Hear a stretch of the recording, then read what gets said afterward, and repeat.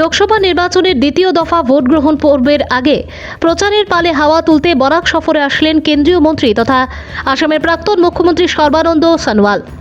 এদিন শিলচর জেলা বিজেপি কার্যালয়ে এক সাংবাদিক সম্মেলনে মিলিত হয়ে প্রধানমন্ত্রীর শেষ 10 বছরের কার্যকালে দেশের উন্নয়নের উল্লেখযোগ্য দিকগুলো তুলে ধরেন।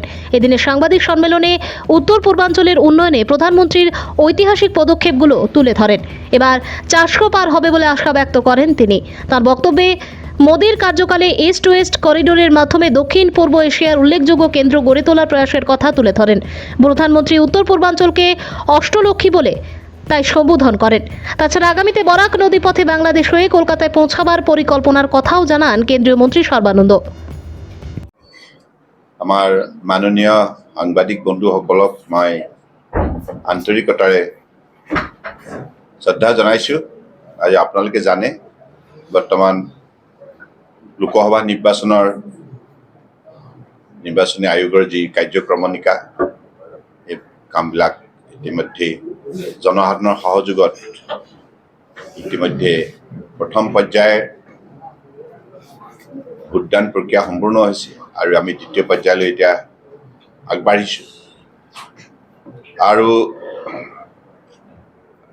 মাননীয় প্ৰধানমন্ত্ৰী নৰেন্দ্ৰ মোদী ডাঙৰীয়াৰ বলিষ্ঠ নেতৃত্বত সমগ্ৰ ভাৰতবৰ্ষতেই যোৱা 10 বছৰে যিটো বৈপ্লৱিক পৰিৱৰ্তন আহিল আৰু যি পৰিৱৰ্তনৰ বাবে মাননীয় প্ৰধানমন্ত্ৰী নৰেন্দ্ৰ মোদী ডাঙৰীয়াই সঠিক নীতি পৰিকল্পনা আৰু আঁচনি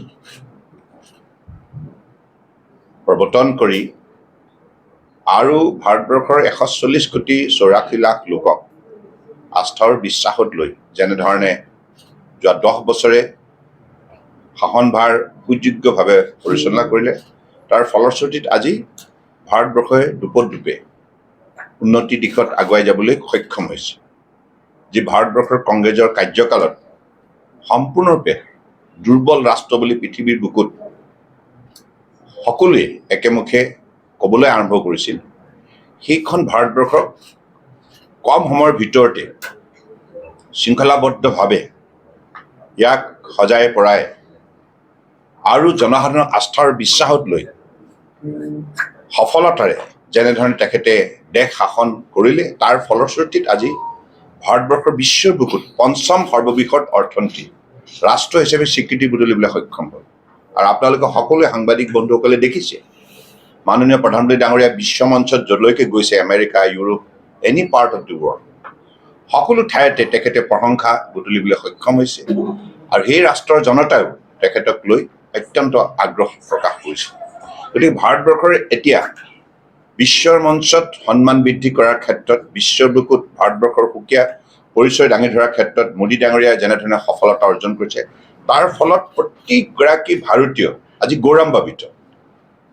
প্ৰতিগৰাকী ভাৰতীয় আজি গৌৰৱান্বিত, কাৰণ পূৰ্বতে এই সন্মান কোনো প্ৰধানমন্ত্ৰী কাৰ্যকালত সম্ভৱ নাছিল। গতিকে সেইবাবে এতিয়া মাননীয় প্ৰধানমন্ত্ৰী ডাঙৰীয়াই থিৰাং কৰিছে যে আগন্তুক 5 বছৰৰ ভিতৰত ভাৰতবৰ্ষক বিশ্বৰ 3খন শ্ৰেষ্ঠ উন্নত অৰ্থনীতিৰ ভিতৰত অন্যতম হিচাপে গঢ় দিয়াৰ যিটো লক্ষ্য স্থিৰ কৰিছে সেই লক্ষ্যত উপনীত হ'ব লাগিব। সেইকাৰণে 2024 লোকসভা নিৰ্বাচন অত্যন্ত গুৰুত্বপূৰ্ণ দেশবাসীৰ বাবে।